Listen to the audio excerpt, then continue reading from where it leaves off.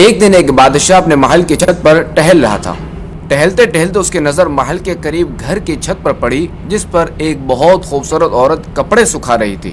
بادشاہ نے اپنے ایک کنیز کو بلا کر پوچھا، یہ کس کی بیوی ہے؟ اس کنیز نے کہا، بادشاہ سلامت، یہ آپ کے غلام فیروز کی بیوی ہے۔ بادشاہ نے اسی وقت فیروز کو بلایا۔ فیروز حاضر ہوا تو بادشاہ نے کہا، فیروز، ہمارا ایک کام ہے، ہمارا یہ خط فلاں ملک کے بادشاہ کو دے آؤ اور اس کا جواب بھی ان سے لے آنا۔ فیروز یہ خط لے کر گھر آیا اور خط اپنے تکیے کے نیچے رکھ دیا۔ وہ یہ نہیں جانتا تھا کہ بادشاہ نے اس کے ساتھ کیا چال چلی ہے۔ اس نے رات گھر میں گزاری، سفر کا سامان تیار کیا اور صبح ہوتے ہی سفر پر روانہ ہو گیا۔ فیروز جیسے ہی سفر پر روانہ ہوا، بادشاہ چپکے سے اپنے غلام فیروز کے گھر پہنچا اور آہستہ سے اس کے گھر کا دروازہ کھٹکھٹایا۔ فیروز کی بیوی نے پوچھا، کون ہے؟ بادشاہ نے کہا، میں بادشاہ ہوں، تمہارے شوہر کا مالک۔ اس نے دروازہ کھولا اور بادشاہ اندر آ کر بیٹھ گیا۔ فیروز کی بیوی نے حیران ہو کر کہا، بادشاہ سلامت، آج آپ یہاں ہمارے چھوٹے سے گھر میں؟ بادشاہ نے کہا، میں یہاں مہمان بن کر آیا ہوں۔ فیروز کی بیوی جو کہ سمجھدار تھی، وہ بادشاہ کا مطلب سمجھ گئی اور کہا، میں اللہ کی پناہ چاہتی ہوں آپ کے اس طرح آنے سے، مجھے آپ کے آنے میں کوئی خیر نظر نہیں آ رہی۔ بادشاہ نے غصے میں کہا، اے لڑکی، کیا کہہ رہی ہو؟ شاید تم نے ہمیں پہچانا نہیں، میں بادشاہ ہوں، بادشاہ، تمہارے شوہر کا مالک۔ فیروز کی بیوی نے کہا، بادشاہ سلامت، میں جانتی ہوں کہ آپ ہی بادشاہ ہیں، لیکن بزرگ کہہ گئے ہیں، شیر کو اگرچہ جتنی بھی تیز بھوک لگی ہو لیکن وہ مری ہوئی چیز نہیں کھاتا۔ اور پھر اس نے کہا، بادشاہ سلامت، تم اس کوزے میں پانی پینے آ گئے ہو جس میں تمہارے کتے نے پانی پیا ہے۔ بادشاہ اس سمجھدار اور با حیا عورت کی باتوں سے بڑا شرمسار ہوا اور اسے چھوڑ کر واپس چلا گیا، لیکن اپنے چپل وہیں پر بھول گیا۔ ادھر فیروز کو آدھے راستے میں یاد آیا کہ جو خط بادشاہ نے اسے دیا تھا وہ تو میں تکیے کے نیچے رکھایا ہوں۔ اس نے اپنے گھوڑے کو تیزی سے واپس موڑا اور اپنے گھر کی طرف لپکا تاکہ وہ خط لے سکے۔ فیروز جیسے ہی اپنے گھر پہنچا تو تکیے کے نیچے سے یہ خط نکالتے وقت اس کی نظر پلنگ کے نیچے پڑے ہوئے بادشاہ کی چپل پر پڑی۔ فیروز کا سر چکرا کر رہ گیا اور وہ سمجھ گیا کہ بادشاہ نے اس کو سفر پر صرف اس لیے بھیجا تھا تاکہ وہ اپنا مطلب پورا کر سکے۔ فیروز کسی کو کچھ بتائے بغیر چپ چاپ گھر سے خط لے کر نکلا اور چل پڑا، اور کام ختم کرنے کے بعد بادشاہ کے پاس واپس آیا تو بادشاہ نے اسے انعام کے طور پر 100 دینار دیے۔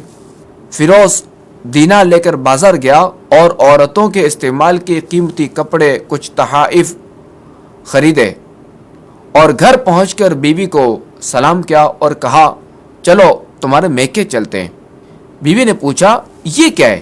تو کہا، بادشاہ نے انعام دیا ہے اور میں جانتا ہوں کہ یہ پہن کر اپنے گھر والوں کو بھی دکھاؤ۔ بیوی، جیسے آپ چاہیں۔ بیوی تیار ہوئی اور اپنے والدین کے گھر اپنے شوہر کے ساتھ روانہ ہوئی۔ لڑکی کے گھر والے اپنے داماد اور بیٹی اور ان کے لائے ہوئے تحفوں کو دیکھ کر بہت خوش ہوئے۔ فیروز بیوی کو چھوڑ کر واپس آ گیا اور 1 مہینہ گزرنے کے بعد بھی وہ بیوی کو واپس نہ لایا اور نہ ہی اس کے بارے میں کوئی خیر خبر لی۔ اور پھر کچھ دن کے بعد اس کی بیوی کے بھائی اس سے ملنے آئے اور اس سے پوچھا، کیا آپ ہماری بہن سے غصے میں ہیں اور کیا ناراض ہیں؟ اگر ہاں تو اس کی وجہ بتائیں، یا پھر ہم آپ کو عدالت میں لے جائیں گے اور قاضی کے سامنے پیش کریں گے۔ تو اس نے کہا، اگر تم قاضی کے پاس جانا چاہتے ہو تو چلے جاؤ، لیکن میں نے اس کے تمام حقوق ادا کر دیے ہیں۔ لڑکی کے گھر والے اپنا کیس قاضی کے پاس لے گئے۔ قاضی اتفاق سے اس وقت بادشاہ کے پاس بیٹھا ہوا تھا تو قاضی نے فیروز کو بلایا۔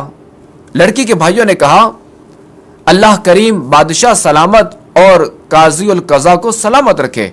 اور پھر جو ہے وہ لڑکی کے بھائیوں نے اپنا مقدمہ قاضی کے روبرو پیش کیا۔ قاضی صاحب، ہم نے ایک سرسبز باغ، پھلوں سے بھرا ہوا پورا درخت اور ساتھ میں میٹھے پانی کا کنواں اس شخص کو دیا تھا۔ اس شخص نے ہمارا باغ اجاڑ دیا اور ہمارے پھل کھا لیے، درخت کاٹ لیے اور کنویں کو خراب کر کے بند کر دیا۔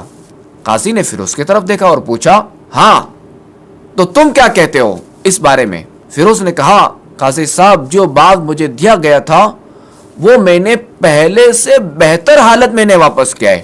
قاضی نے لڑکی والوں سے پوچھا، کیا اس نے پہلے سے اچھی حالت میں تمہیں باغ نہیں دیا؟ انہوں نے کہا، ہاں ایسا ہی ہے، لیکن ہم اس سے باغ واپس کرنے کی وجہ پوچھنا چاہتے ہیں۔ تو قاضی نے کہا، ہاں فیروز، تم کیا کہنا چاہتے ہو اس بارے میں؟ فیروز نے کہا، قاضی صاحب، میں نے باغ کسی بغض یا نفرت کی وجہ سے نہیں چھوڑا، بلکہ اس لیے چھوڑا کہ ایک دن میں باغ میں آیا تو اس میں نے شیر کے پنجوں کے نشان دیکھے۔ مجھے خوف ہوا کہ شیر کہیں مجھے کھا نہ جائے، اس لیے میں نے باغ میں جانا بند کر دیا۔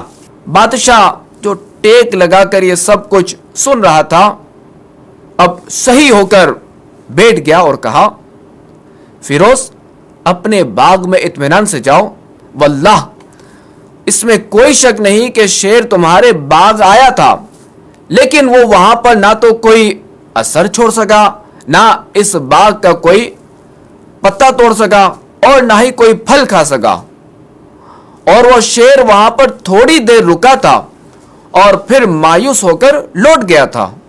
اور خدا کی قسم، تمہارے باغ کے آس پاس جتنی مضبوط دیواریں میں نے دیکھی، ایسی دیواریں کہیں نہیں دیکھی۔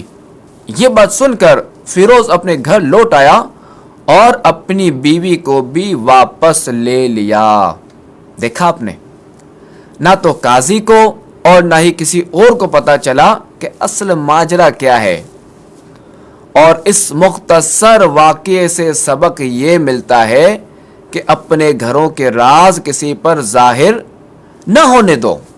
دوسرا یہ کہ حیا ایمان کا ایک حصہ ہے، کیونکہ حیادار شخص گناہوں سے باز رہتا ہے اور فرائض کو انجام دیتا ہے، اور یہ سب اللہ پر ایمان کے سبب ہوتا ہے۔ جب دل ایمان سے بھرا ہوا ہو تو وہ آدمی گناہوں سے رکتا ہے۔ اور یہ یاد رہے کہ عورت اس بات کی امین ہوتی ہے کہ شوہر کی غیر موجودگی میں شوہر کے مال اور گھر کی حفاظت کے ساتھ ساتھ اپنی عزت و آبرو کی بھی حفاظت کرے۔